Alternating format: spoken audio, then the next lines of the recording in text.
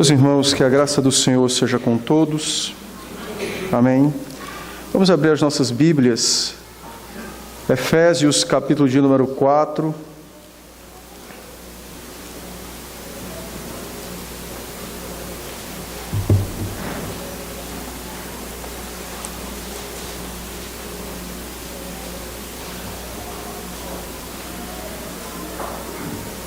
Efésios 4, nós vamos ler os versos de 7 a 16.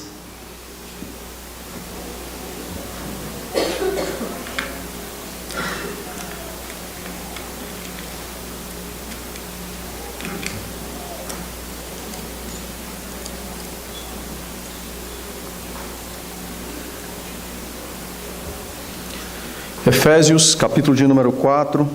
Os versos de 7 a 16, diz assim a palavra do Senhor.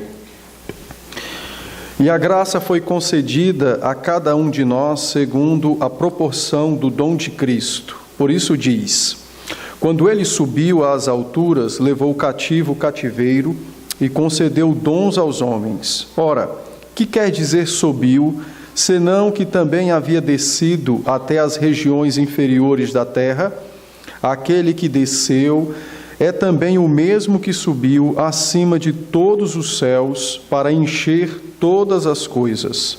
E ele mesmo concedeu uns para apóstolos, outros para profetas, outros para evangelistas e outros para pastores e mestres, com vistas ao aperfeiçoamento dos santos, para o desempenho do seu serviço, para a edificação do corpo de Cristo, até que todos cheguemos à unidade da fé e do pleno conhecimento do Filho de Deus, à perfeita varonilidade, à medida da estatura da plenitude de Cristo, para que não mais sejamos como meninos, agitados de um lado para o outro, levados ao redor por todo vento de doutrina, pela artimanha dos homens, pela astúcia com que induzem ao erro.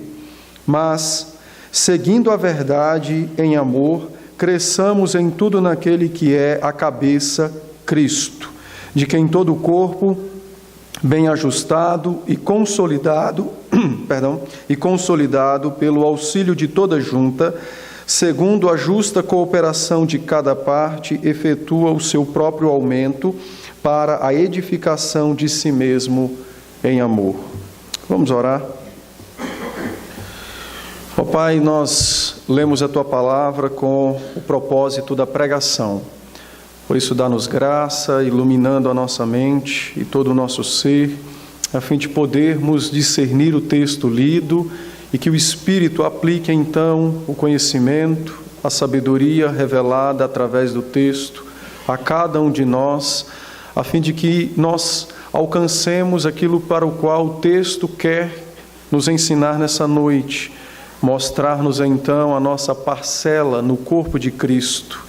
Por isso, abençoe-nos a fim de que isso seja alcançado, a fim de que nós cumpramos essa vontade e que a igreja cresça poderosamente sobre a face da terra, para a glória do Teu Filho, para a honra do Senhor. Sê com esse Teu servo, tem misericórdia, que minhas falhas e meus pecados não sejam impedimentos, mas usa-me segundo o Teu querer santo. É o que nós te pedimos em Cristo Jesus. Amém. Amém. O apóstolo Paulo continua então na sua exposição sobre como a igreja deve ser. E ele vai falar agora sobre a unidade que gera crescimento. Basicamente, o apóstolo vai tratar sobre a doutrina.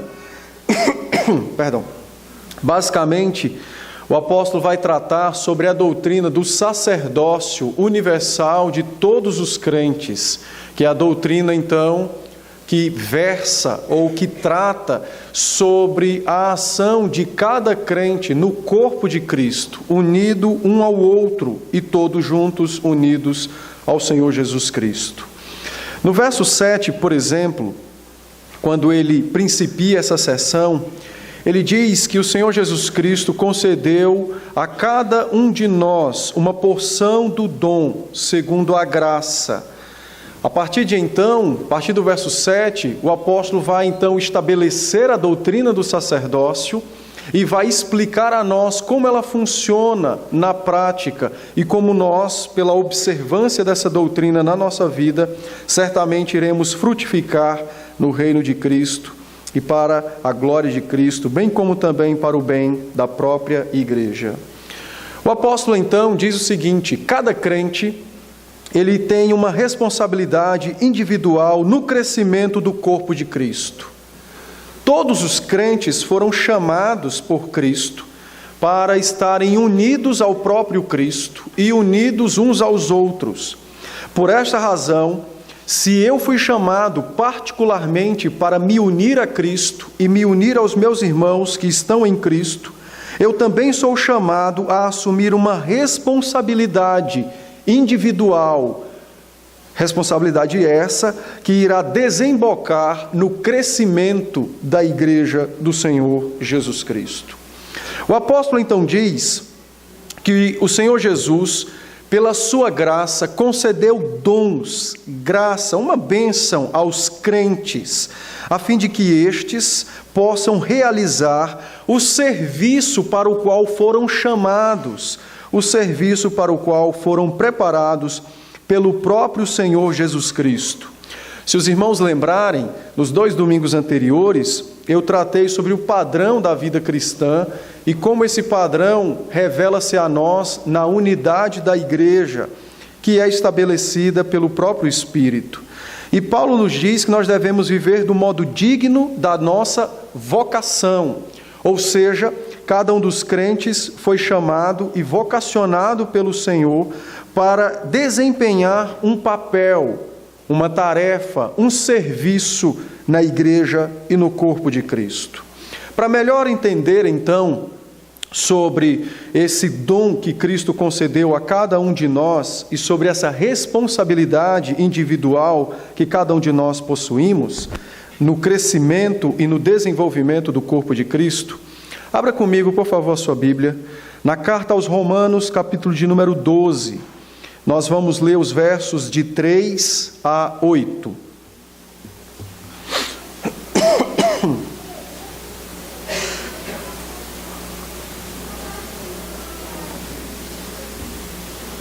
O apóstolo, então, na carta aos Romanos, diz assim, capítulo 12, a partir do verso 3. Porque pela graça que me foi dada, digo a cada um dentre vós, que não pense de si mesmo além do que convém. Antes, pense com moderação, segundo a medida da fé que Deus repartiu a cada um. Porque assim como num só corpo temos muitos membros, mas nem todos os membros têm a mesma função. Assim também nós, conquanto muitos, somos um só corpo em Cristo e membros uns dos outros. Tendo, porém, diferentes dons, segundo a graça que nos foi dada, se profecia, seja segundo a proporção da fé. Se ministério, dediquemo-nos ao ministério. Ou o que ensina, esmere-se no fazê-lo. O que exorta, faça-o com dedicação. O que contribui, com liberalidade. O que preside, com diligência. Quem exerce misericórdia, com alegria. Se nós lermos, por exemplo, a primeira carta aos Coríntios, capítulo de número 12, os versos de 4 a 2, eu vou ler de 4 a 12, eu vou ler apenas alguns versos salteados. 1 Coríntios 12, a partir do verso de número 4, o apóstolo diz assim: Ora, os dons são diversos, mas o Espírito é o mesmo. E também há diversidade nos serviços, mas o Senhor é o mesmo. E há diversidade nas realizações, mas o mesmo Deus é quem opera tudo em todos. A manifestação do Espírito é concedida a cada um visando um fim proveitoso, porque a um é dado, mediante o Espírito, palavra de sabedoria. A outro, segundo o mesmo Espírito, palavra de conhecimento. A outro, no mesmo Espírito, a fé. E a outro, no mesmo Espírito, dons de cura. a outros operações de milagres, profecias, discernimentos de espíritos, variedades de línguas, capacidade para interpretá-las, mas um só e o mesmo Espírito realiza todas estas coisas, distribuindo-as como lhe apraz a cada um individualmente. O apóstolo então estabelece, dizendo o seguinte, que todos os crentes são alvos da ação do Espírito, a fim de que cada um, pela ação do próprio Espírito, possa realizar a responsabilidade que lhe foi entregue, que lhe foi dada. Cada um dos crentes, como nós vimos, se você unir essas 3 passagens, você perceberá que cada um dos crentes é chamado a desempenhar o seu papel, e é nesse desempenho do nosso papel que consiste a unidade da igreja, a operação do Espírito na vida dos crentes. É pelo desempenho do nosso serviço cristão que de fato podemos dizer que vivemos do modo digno da nossa vocação, porque fomos vocacionados para nos unir a Cristo, fomos vocacionados para nos unir uns aos outros e fomos vocacionados para servir a Cristo e servir um ao outro enquanto estivermos nesta terra. O apóstolo nos diz então que o Senhor Jesus Cristo constituiu um corpo para si e repartiu a cada membro desse corpo uma responsabilidade individual, responsabilidade diferente. A um é dado uma coisa, a outro outra. Mas o certo é que todos os membros são responsáveis pelo crescimento, pela edificação do corpo de Cristo na face da terra. Voltando a Efésios, no capítulo 4, que foi o texto que nós lemos para a exposição dessa noite, no verso de número 8, o apóstolo então nos dá a base escriturística da sua afirmação. Então ele diz no verso 8, por isso diz, quando ele subiu às alturas, levou cativo o cativeiro e concedeu dons aos homens. O verso 8 é uma citação do Salmo 68, verso de número 18. Se você abrir a sua Bíblia comigo, no Salmo 68, versículo de número 18, você então encontrará a citação que o apóstolo faz. Diz assim o texto: subiste às alturas, levaste cativo o cativeiro, recebeste homens por dádivas, até mesmo rebeldes, para que o Senhor Deus habite no meio deles. O Salmo 68 é um salmo messiânico, que trata sobre a pessoa e obra do Senhor Jesus Cristo. E no Salmo é descrito então o Senhor Jesus Cristo como um grande guerreiro, que na sua batalha vence a guerra e então arregimenta, toma para si o seu despojo. No verso 18, que foi o verso que nós lemos, o despojo são os homens. Por isso o texto diz que quando ele subiu às alturas por conta de sua vitória, levou cativo o cativeiro. Agora recebeu homens por dádiva, inclusive rebeldes, para que o Senhor habitasse no meio deles. O apóstolo então lê o Salmo 68, o verso 18 particularmente, que é o texto que ele cita aqui, e ele interpreta o texto do Salmo 68 dizendo: o Senhor Jesus Cristo, por conta de sua encarnação, morte e ressurreição, venceu a batalha contra Satanás e contra o pecado, de maneira que agora, exaltado à destra de seu Pai, adquiriu homens para si, como diz o Salmo 68. E estes homens que adquiriu para si, constituiu eles em seu corpo. E por esta razão, estes homens que adquiriu para si, que são o seu corpo, são estes a quem ele dota, concede graça para servir a ele e uns aos outros, enquanto estiverem sobre a face da terra. Por isso, então, a fim de melhor esclarecer essa questão, o texto nos diz que, quando ele faz a citação, subiste às alturas, levou cativo o cativeiro, levou aquilo que impedia, venceu o que impedia que essa obra fosse realizada, e então concede dons aos homens. Os versos 9 e 10, eles estão como que entre parênteses no texto, porque os versos 9 e 10 se constituem numa explicação do apóstolo para a citação do Salmo 68, verso de número 18, e para a mudança que o apóstolo fez. Os irmãos devem ter percebido que, se você lê o Salmo 68, 18 e o verso 8 de Efésios 4, você vai encontrar uma mudança na narrativa do texto. Essa mudança, então, é justificada pelo apóstolo nos versos 9 e 10. E por esta razão, estes versos se constituem como se estivessem dentro de um parênteses, a fim de explicar o porquê que ele fez isso. Então ele diz nos versos 9 e 10: Ora, que quer dizer subiu? Senão que também havia descido até as regiões inferiores da terra. As regiões inferiores da terra diz respeito à encarnação de Cristo, e não apenas ao seu sepultamento ou à sua descida ao Hades, na cruz, ao inferno, quando sofreu punição eterna em nosso favor.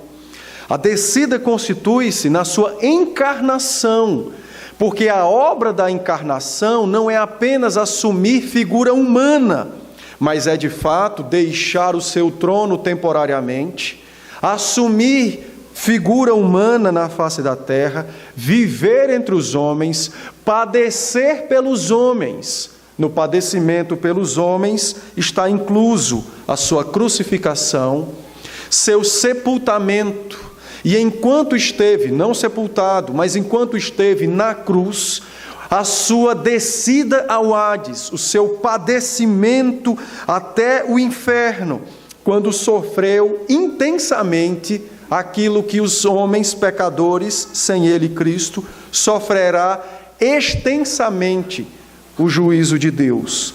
Então Paulo diz, ora, que quer dizer subiu, mas ele foi exatamente o que desceu, o que encarnou, e o que padeceu por todos esses homens, o que padeceu estas coisas, ou seja, lutou a guerra, guerreou contra Satanás, guerreou contra o pecado, e os venceu. E é por esta razão, verso de número 10, que ele diz, aquele que desceu é o mesmo que subiu, e está agora à direita de seu Pai, na majestade, nas alturas, para encher todas as coisas com o dom da sua vitória, que é exatamente a graça, como nós lemos no verso 7, que foi concedida aos santos, aos crentes, aos membros da igreja do Senhor. Então, o apóstolo nos diz que a razão do nosso serviço a Cristo e uns aos outros se dá exatamente na cruz e na ressurreição de Cristo, e não na voluntariedade dos homens. A disposição para servir a Cristo não está sujeita à minha e à sua voluntariedade, o seu desejo ou o meu de fazer algo. Está exatamente vinculado à sua vitória na cruz, contra Satanás, contra o pecado, porque foi exatamente pela sua vitória na cruz que ele nos tirou do cativeiro e recebeu-nos como seu próprio dom e dádiva pela sua vitória. Aprouve a ele então, a estes que ele recebeu, constituí-los em seu corpo e agraciá-los com a vocação para a salvação, que implica nesse momento, no momento exato da nossa vida nesta terra, que implica no nosso serviço a Ele e uns aos outros. O apóstolo, para melhor esclarecer-nos, verso 11 ele diz, e Ele mesmo, não foi outro, e Ele mesmo constituiu uns para apóstolos, outros para profetas, outros para evangelistas e outros para pastores e mestres, com vistas ao aperfeiçoamento dos santos, com vistas ao desempenho do seu serviço, com vistas à edificação do seu próprio corpo. É o que ele diz. Quando nós estudamos sobre o sacerdócio, e de modo específico, no qual o texto nos mostra a questão dos dons, é muito comum nos perguntarmos o que são os dons. Algumas pessoas acham que os dons é um poder concedido a alguma classe de pessoas, ou uma habilidade para cantar, tocar, sei lá. Mas, na verdade, se os irmãos olharem para o texto com um pouco mais de atenção, perceberão que o apóstolo está mostrando que os dons, na verdade, não são poderes dados a ninguém. Os dons, na verdade, são exatamente homens que Cristo chama para servir. Os dons não são forças miraculosas trazidas dos céus à terra. Na verdade, os dons são homens que Cristo conquistou pela sua morte na cruz e que aprouve a Ele usá-los para a sua glória, usando-os no serviço da sua própria igreja, enquanto esta permanece sobre a face da terra. Percebam que o texto é claro em dizer, e Ele concedeu uns para, mas no verso 7 ele falou que ele deu dons. Os dons não é poderes, são pessoas chamadas, escolhidas para servir, para trabalhar na igreja. É bem verdade, então, que nós temos aqui, e ele deixa claro isso aqui, você tem aqui uma classe de serviço. Uma classe de serviço, não uma classe de crentes melhores, mais poderosos, mais perto do céu do que os demais. Mas você tem uma classe que foi chamada de modo mais específico para um trabalho mais específico. E é sobre isso que ele então vai discorrer no restante dos versos. Bom, então Paulo nos diz que os dons são homens, a quem Cristo vocacionou, chamou para a salvação e decidiu usá-los no serviço da igreja. Percebam que o crescimento da igreja, o fortalecimento da igreja, a sua estatura na terra depende dos crentes. O Senhor Jesus Cristo poderia ter escolhido que a sua igreja na terra fosse edificada pelos anjos, fosse edificada por poderes miraculosos vindos de suas próprias mãos. Não é assim que ele decidiu. Ele decidiu usar a mim e a você como salvos em sua pessoa, mediante sua morte na cruz, que nos conquistou do pecado de Satanás e nos livrou do inferno. E agora nos concede então graça, por meio do seu Espírito, discernimento, força, condição, para desempenharmos o nosso serviço na igreja a qual Ele nos colocou. Os dons então, segundo o apóstolo Paulo, os versos 11 e 12, os dons, na verdade, que o Senhor Jesus Cristo deu à sua igreja, foram homens para promover seu serviço e crescimento da igreja. Por isso que quando você olha, por exemplo, lá na carta aos Coríntios, o texto que nós lemos, você vai perceber que todos aqueles dons implicam em fazer algo para alguém. Até mesmo quando você vê lá o dom da fé, que tem lá em 1 Coríntios, aquele dom da fé, na verdade, não é o dom para a salvação. Mas algumas pessoas, o Senhor Jesus Cristo dotou com uma confiança tal nele, e estes que ele escolheu para isso, estes foram usados para promover coisas como aquelas que o Senhor Jesus disse aos seus discípulos: se tiveres fé e não duvidares no teu coração e disseres, mesa, sai daí, ponha-se lá fora, ela te obedecerá.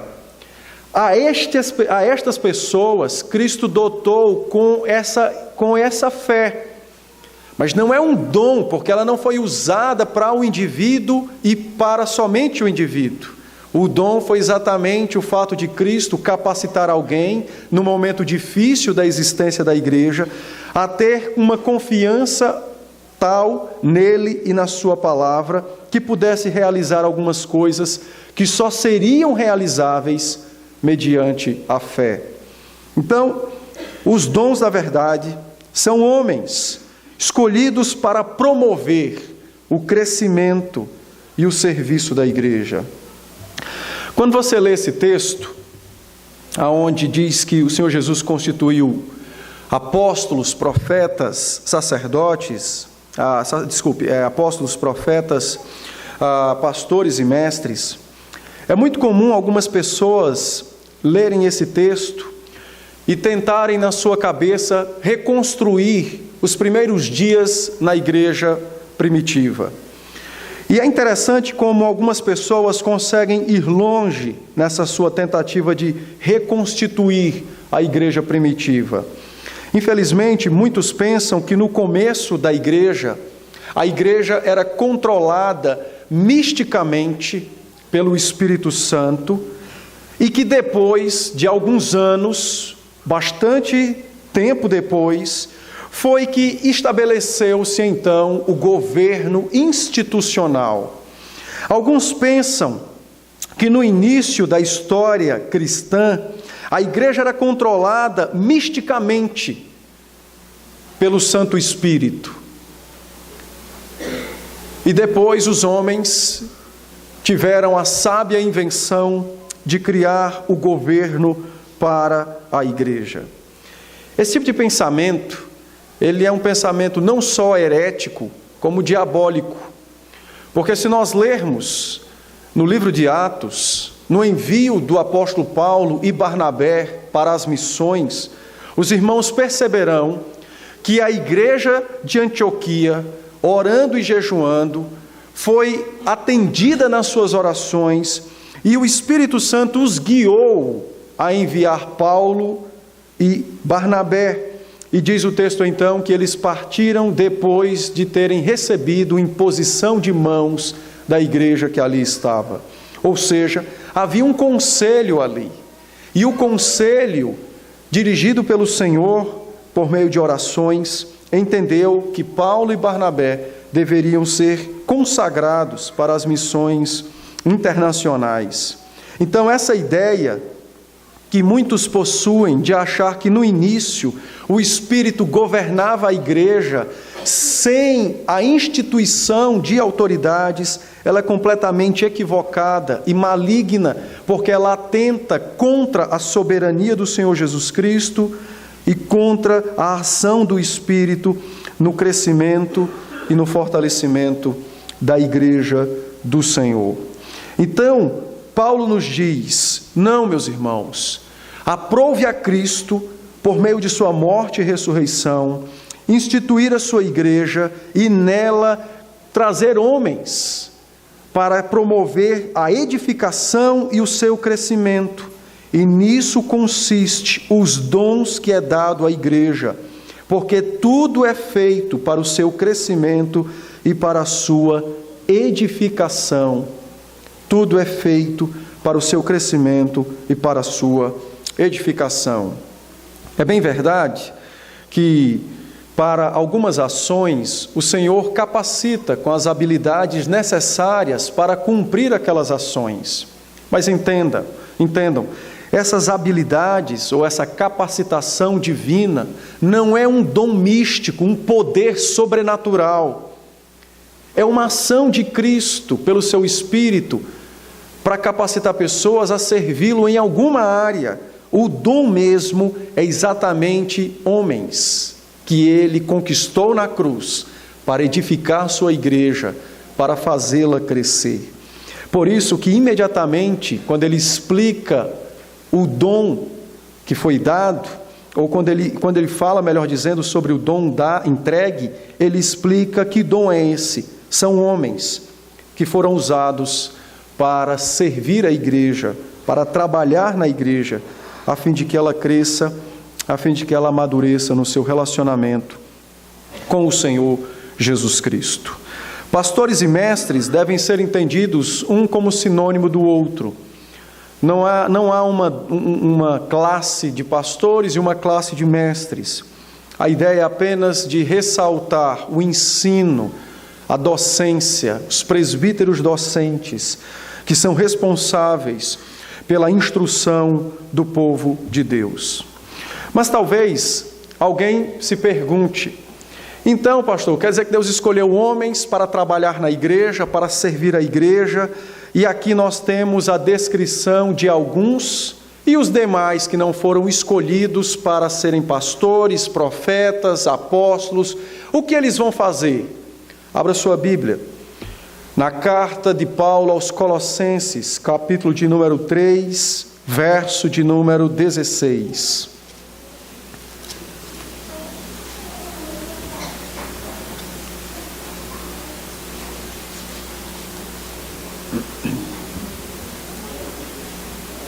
Colossenses, capítulo 3, 16, diz assim a palavra do Senhor: habite ricamente em vós a palavra de Cristo, instruí-vos e aconselhai-vos mutuamente em toda sabedoria, louvando a Deus com salmos e hinos e cânticos espirituais, com gratidão em vosso coração. O apóstolo nos diz que Deus escolheu homens para instruir a igreja, para equipar os santos. E o restante dos santos que são equipados, o dom que Cristo deu a eles foi o de ensinarem uns aos outros mutuamente, de aconselharem-se mutuamente, de estarem juntos e partilharem juntos as dores e as alegrias, de louvarem uns aos outros a Cristo Jesus, de estarem juntos no seu crescimento, fortalecimento e caminhada em direção ao reino dos céus.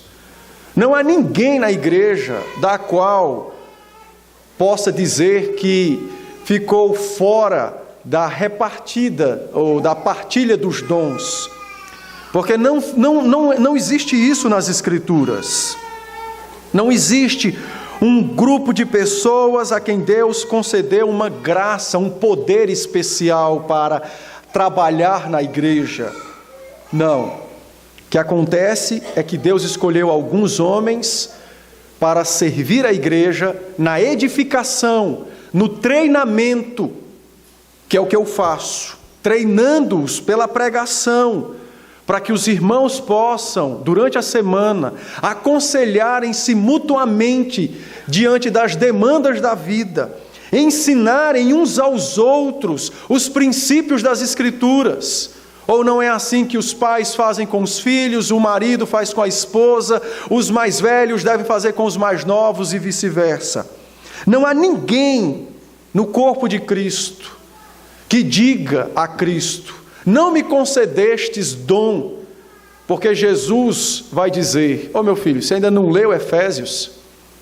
O dom não é poder, não é força, não é habilidade. O dom é exatamente chamá-lo para a salvação, unir você ao próprio Cristo e ao outro que está sentado do seu lado. E a partir daí, ouvindo a palavra pregada, absorvendo a sabedoria dos céus revelada a nós pelas Escrituras, nós nos tornamos sábios para socorrer uns aos outros diante das demandas da vida. E o socorro é esse: ministrar, servir, ensinar, aconselhar uns aos outros, pela palavra apreendida e aprendida, pela palavra trazida ao coração. Do que adianta um crente passar 50 anos na igreja e nunca se encontrar em condição de dar um conselho sábio e bíblico a alguém que está ao seu lado e que precisa? Adianta passar esses 50 anos na igreja? Lógico que não. Não foi serventia, foi 50 anos desperdiçado. Por que estou dizendo isso? Porque muitas pessoas não entendem o papel da pregação, não entendem o papel da palavra. Meus irmãos, todos nós, eu e vocês, temos um dever e uma responsabilidade a cumprir, e Cristo nos pedirá contas. Cristo nos pedirá contas de cada um dos deveres que nos entregou. A mim, de instruí-los, quer gostem, quer não, enquanto eu estiver aqui. E a vós, de obedecer a Cristo e de diariamente ensinar uns aos outros, no seu convívio um com o outro, as Escrituras apreendidas, a palavra ouvida, guardada no coração. Então Paulo disse: o dom não é graça, não é um poder, são homens que servem a Cristo. Uns servem para equipar os demais, e os demais equipados auxiliam-se mutuamente, aconselhando e ensinando a palavra de Deus ao longo de suas vidas. Os versos de 13 a 16, o apóstolo nos mostra por que Jesus escolheu fazer isso. Então ele nos diz: porque era necessário que nós alcançássemos por esse mecanismo, é esse o objetivo, que nós alcancemos por esse mecanismo, a plena unidade da fé, a plena certeza acerca do Filho de Deus, que é o conhecimento do Filho, a perfeita varonilidade, ou seja, ele está tomando logicamente o Senhor Jesus Cristo na figura masculina, então a masculinidade cristã para os homens, e para as mulheres serem femininas, mas o padrão também se encontra nas Escrituras, por meio de Cristo. Até que nós cheguemos à estatura da plenitude de Cristo, até que nós nos comportemos neste mundo como o Senhor Jesus se comportou quando esteve nessa terra. Então Paulo nos diz que o objetivo que o Senhor Jesus estabeleceu para o corpo funcionar dessa forma, o objetivo é esse: que nós alcancemos maturidade espiritual, unidade na fé, que conheçamos profundamente o nosso Cristo, de maneira que o nosso comportamento e a nossa vida seja igual à do próprio Cristo, quando esteve na face da terra. Alguns acreditam, lendo esse versículo, que isso se trata dos céus, quando nós estaremos lá. É verdade, a perfeita maturidade só alcançaremos nos céus, mas esse texto e esse verso foi dado para nós na terra. Então é dever meu e seu buscarmos chegar ao máximo que pudermos na nossa vida à semelhança com o nosso Salvador, o Senhor Jesus Cristo. O objetivo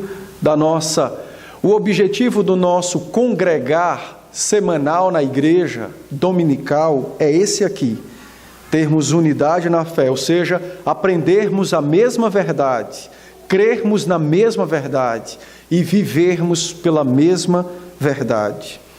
Dessa forma, nossa vida será pautada ou será apresentada ao mundo mediante a vida do próprio Cristo, quando esteve entre nós e viveu santamente na face da terra. Bom, Paulo descreve então a maturidade espiritual como a vida adulta. Ele toma como exemplo a vida natural do ser humano. Olha o verso de número 14 comigo, quando ele diz: para que não mais sejamos, não mais, porque assim éramos antes de Cristo nos alcançar, para que não mais sejamos como meninos, agitados de um lado para o outro, levados ao redor por todo vento de doutrina, pela artimanha dos homens, pela astúcia com que induzem ao erro.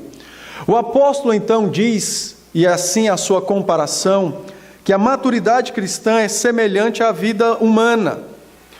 Se somos crianças na fé, nós somos imaturos, débeis, facilmente enganados, agindo não pelas Escrituras, não pela ação do Espírito, mas pela sutileza do engano que nos é apresentado. Ele então diz que se os crentes não lutarem, não trabalharem para desenvolver e cumprir com a responsabilidade que Cristo concedeu a cada um, serão meninos, crianças na fé, enganados com muita facilidade. Para ter uma ideia, quando ele diz aqui agitados ao redor, essa palavra redor, a palavra grega para dado, você joga dados e apara na mão. Por que ele usa essa expressão? Para mostrar como uma pessoa imatura é facilmente seduzida e enganada por aqueles profissionais do erro que maquinam e manejam perfeitamente bem armadilhas a fim de nos conduzirem ao erro, a fim de nos conduzirem ao engano, trapaças, coisas dessa natureza. O apóstolo diz: meus irmãos, o objetivo de você estar aqui, depois da sua salvação, é você crescer, é você amadurecer, é chegar à estatura de Cristo, e não ser uma criança, eternamente criança na fé. Na escola dominical, e o que eu vou dizer é para ser bem entendido, não é para ninguém parar de fazer perguntas, mas é muito complicado uma pessoa adulta na fé fazer a mesma pergunta no primeiro ano da vida cristã, no segundo, no quinto, no 20º, no 50º. Tem alguma coisa de errado nesse negócio. Acaba, tem 100 anos na igreja e faz a mesma pergunta de quando ele só tinha 1 mês. Assuntos que são temidos na igreja. Como é que é temido na igreja? Ora, se a palavra diz que os tesouros da sabedoria e do conhecimento estão ocultos em Cristo, e nós estamos unidos a Cristo, então Cristo é sábio e nós somos estultos? Lógico que não. Se Ele tem os tesouros da sabedoria, a nós que estamos unidos a Ele, esses tesouros são dados a nós pela palavra e pelo Espírito. Criança na fé, o apóstolo diz, é um perigo, é como um barco à deriva. A qualquer momento ele vai se chocar contra as rochas e ninguém vai poder defendê-lo. Um crente imaturo é exatamente como um barco. É uma pessoa que é agitada pelos ventos de doutrina. Desse lado sopra algo, desse outro sopra outro, e ele então fica nessa gangorra. Sua vida é instável, não há segurança de sua salvação, não há certeza de sua fé. O apóstolo disse: Cristo não nos salvou para vivermos assim. Não nos salvou para vivermos assim. Existem 2 grandes perigos que a imaturidade cristã traz aos crentes. O primeiro deles é afastar-se da verdade. Se o cara é imaturo, é sinal de que está distante da verdade, que é a palavra. Então, imaturidade não tem a ver com esse negócio de tempo de aprendizado, não. Imaturidade tem a ver com exposição que o indivíduo tem com as Escrituras. Quanto mais nos expomos à palavra, mais maduros devemos ser. Não tem esse negócio, não, pastor, eu preciso de um prazo aí de 10 anos para poder digerir como é que funciona o decreto da eleição. Não, meu irmão, se você quer 10 anos para você digerir esse decreto, então você diga para Cristo que não dá certo essa doutrina, porque você não conseguiu entender. Não existe esse negócio na vida cristã. Quanto mais somos expostos à palavra, mais a palavra tem que estar em nós, e não o contrário. Então, a imaturidade revela um afastamento da verdade. E esse afastamento da verdade é visto na nossa vida. Então é crente que faz, apenas a título de exemplo, crente que faz gato e, não, o governo está me roubando, por que eu não posso roubar o governo? Título de exemplo. Acho que esse dá para discernir bem como o afastamento da verdade revela-se na vida cristã. O outro grande perigo que o texto nos mostra é a indiferença mórbida para com as almas ao seu redor. O imaturo, ele é extremamente egoísta e, ao mesmo tempo, ele não percebe as almas ao seu redor que precisam do seu socorro. Homens imaturos assistem suas esposas morrerem na fé e não se tocam para orarem por elas, para aconselhá-las, para socorrê-las em nada. São inertes. Esposas imaturas são, como diz Provérbios, destroem suas próprias casas, ainda que sejam as mulheres mais habilidosas do mundo para ganhar dinheiro. Mas a vida espiritual da casa é um fracasso. Na igreja é do mesmo jeito. Crentes imaturos sentam no mesmo banco, nada contra ninguém sentar no banco. Exemplo, senta no mesmo banco 20 anos. Aí senta uma pessoa do lado, também uns 15 anos. O cara some, o imaturo nem percebe, e se percebe, ignora. Passa-se uns 5 anos, alguém conversa, nunca mais vi fulano aqui. É mesmo, sabe que eu não vejo? Ora, você estava do lado. Inércia na vida cristã, indiferença. A imaturidade é uma desgraça, porque ela impede o crescimento da igreja, mas ao mesmo tempo ela acelera o apodrecimento dos crentes, porque eles estão mais em contato com o pecado do que com Cristo, que os santifica. O apóstolo então diz aos crentes o seguinte: a maturidade cristã, ela é desejável, deve ser desejada pelos crentes, é alcançável, os crentes irão alcançar a maturidade cristã, e por esta razão ele sumariza a maturidade cristã, quando ele diz o seguinte, versos 15 e 16, ora, o maduro é aquela pessoa que segue a verdade em amor, o maduro é aquele que cresce em tudo naquele que é o seu cabeça, o Senhor Jesus Cristo. Porque dessa forma, o corpo bem ajustado, consolidado, totalmente unido por todas as partes que trabalham em conjunto, o próprio corpo efetua o seu próprio aumento e a sua própria edificação. E tudo isso regado pelo amor do Senhor Jesus Cristo. Então o apóstolo sumariza para nós a maturidade e diz a nós: verdade, amor e crescimento em Cristo. Isso é sinônimo de maturidade cristã.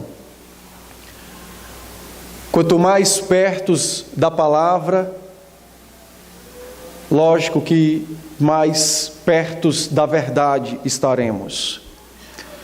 Quanto mais perto da verdade, maior disposição deve haver no nosso coração para amar a Cristo e amar ao outro. Quanto mais amarmos a Cristo e amarmos ao outro, maior será o nosso envolvimento na igreja, na vida cristã, na vida do outro. O nome desse envolvimento chama-se crescimento em Jesus Cristo. Os crentes precisam compreender essa verdade, porque isso é um dever de cada um de nós, uma obrigação dada a nós e conquistada na cruz pelo Senhor Jesus Cristo. É uma responsabilidade individual entregue a nós. Ela está dentro da sua aliança com Cristo, do seu pacto com Cristo. Quando você foi salvo, que fez uma aliança com Cristo, não tem lá nenhuma cláusula de lentidão, preguiça, inoperância, indiferença. Não. Tem apenas uma cláusula: amar a Cristo acima de todas as coisas. Amar o meu irmão, aquele que está em Cristo, que Cristo amou, como a mim mesmo. Servir a Cristo, servir a Ele. O apóstolo, então, finaliza o texto dizendo para nós que o corpo efetua o seu próprio crescimento. É o que o texto diz. Verso 16. O próprio aumento e a própria edificação é feita pelo corpo. Então, se você vai achar que você vai dormir hoje sem muito conhecimento da Bíblia e vai acordar amanhã conhecendo tudo, durma mais, porque você não vai receber isso. Não é assim que funciona. É pelo serviço, é pelo trabalho, é pelo engajamento. É dessa maneira que nós vamos crescer, em Cristo e uns com os outros, em amor. Eu finalizo dizendo aos irmãos o seguinte, que é aquilo que Paulo nos trouxe no texto. Todo crente tem uma íntima relação com Cristo. Todo crente. E todos os crentes vivem em Cristo. Isso nos constitui membros da igreja. Pelo fato de estarmos em íntima relação com Cristo e de vivermos nele, nós temos uma união com Ele, Jesus Cristo. Que significa dizer que eu tenho uma união com aqueles que estão em Cristo.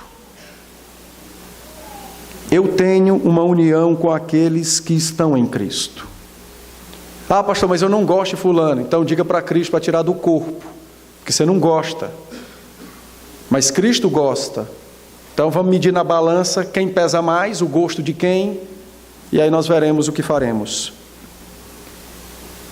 Se eu estou em Cristo, se eu tenho um relacionamento com Cristo, então eu tenho um relacionamento com o outro. O meu relacionamento com o outro significa dizer que eu tenho responsabilidade dentro do corpo, responsabilidade a ser realizada e cumprida. Eu preciso viver a minha salvação na minha vida com o meu próximo, minha esposa, meus filhos e os meus irmãos na igreja. Eu preciso cumprir essa responsabilidade. Se eu não cumprir a minha responsabilidade, o corpo sofre. Terá momentos que o corpo será só mão e faltará braço. Haverá épocas que o corpo será só cabeça e faltará o resto do tronco e dos membros inferiores. Mas quando você desempenha a sua função, e nós já vimos que não tem esse poder místico, já vimos qual é o dever de cada um de nós. Quando nós desenvolvemos a nossa função, o corpo cresce e edifica-se pela justa cooperação de cada um de nós, sustentados por Cristo, unidos por Cristo, trabalhados pelo seu Espírito. Feito tudo isso no corpo de Cristo, então nós crescemos para a glória, para sermos um com Ele e com o outro, que talvez esteja lá ou aqui, mas seremos um, de modo pleno, com o Deus absoluto.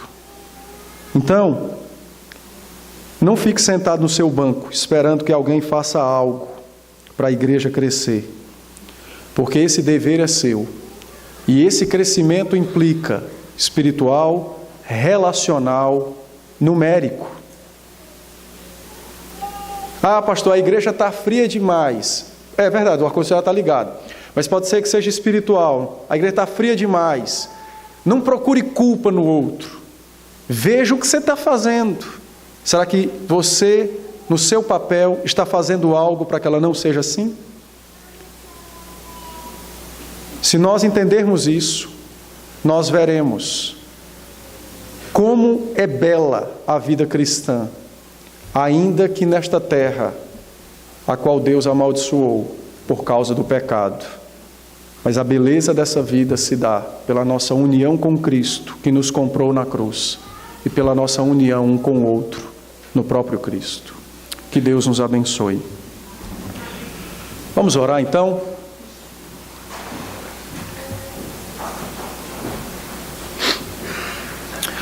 Senhor, nós pedimos nesse instante que o Teu Espírito aplique a palavra ao nosso coração, dê-nos discernimento, instrua-nos poderosamente naquilo que ouvimos, a fim de podermos crescer na nossa relação com o Senhor, todos juntos, a fim de podermos crescer na nossa relação uns com os outros para a glória de Cristo, observando aquilo que o Teu próprio Filho nos falou no Evangelho de Mateus, que não há grandes entre nós. O que há entre nós é irmandade, relacionamento, vínculos trazidos a nós pela cruz de Cristo, vínculos que emanam do Teu trono e que foram dados a nós para serem experimentados e vividos. Aplica a Tua palavra, então, poderosamente ao nosso coração, dê-nos discernimento, para que possamos experimentá-la, vivê-la a cada dia. Ajuda, Senhor, a nossa igreja, como corpo de Cristo, como parcela do corpo de Cristo. Ajuda-nos a cumprir com a responsabilidade que o Senhor nos confiou. Àqueles a quem o Senhor confiou a responsabilidade da edificação, usa como Teus instrumentos, capacita e fala por meio deles. Aos demais, a quem o Senhor usa como servos capacitados para mutuamente se aconselharem e se instruírem, tira, Senhor, qualquer tipo de impedimento para que esta verdade possa acontecer no nosso meio. Que haja de fato grande alegria em compartilhar-nos uns com os outros nossos problemas e fraquezas, para que sejamos auxiliados, para que haja ministração às nossas vidas uns pelos outros, ministração como nós vimos na palavra, pela ação do Espírito, para correção, para aperfeiçoamento, para crescimento na verdade e união com Cristo. Seja conosco então, Senhor. Dá-nos esta bênção de podermos experimentar essa realidade na nossa vida, para a glória do Teu nome, para a honra do nome do Teu Filho na face da terra, para a beleza do Evangelho ser vista, espalhada e testificada neste bairro por meio das nossas vidas e da nossa igreja. Seja conosco então, Senhor. Em nome de Cristo nós oramos. Amém. Amém.